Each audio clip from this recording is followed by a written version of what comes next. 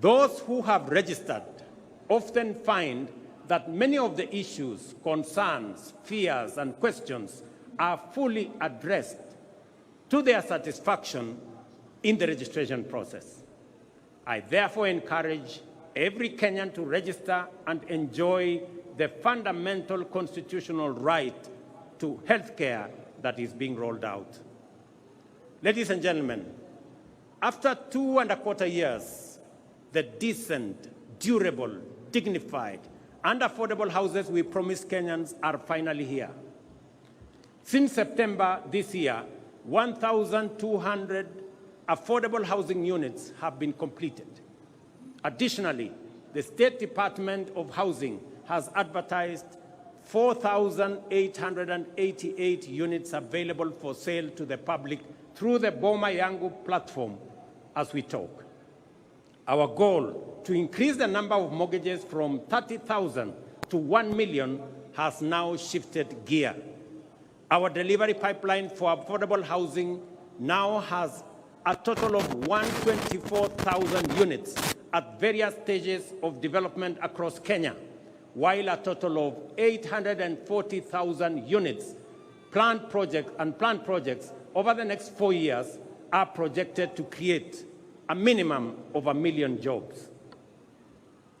Ladies and gentlemen, despite the multiple challenges and crises we have had to grapple with, we have succeeded in keeping our commitments, taking steady steps towards our aspirations, and moving our nation closer to its destiny. Work is underway across the country, and the opportunities are opening up for many citizens, especially our young people.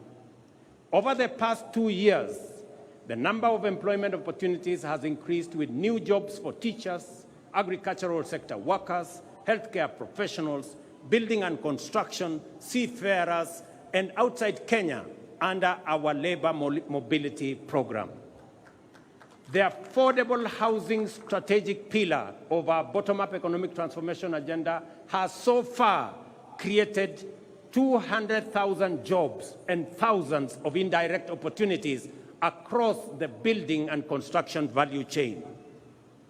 The universal healthcare coverage pillar has engaged 107,000 community health promoters alongside other healthcare professionals employed to support our vision of a functional national healthcare system.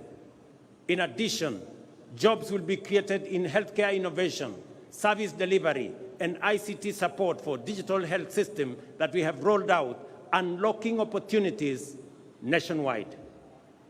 Furthermore, we have recruited 56,000 teachers to address the chronic teacher shortage problem and move the national teacher-to-student ratio closer to the United Nations recommendation of 1 teacher for every 40 learners.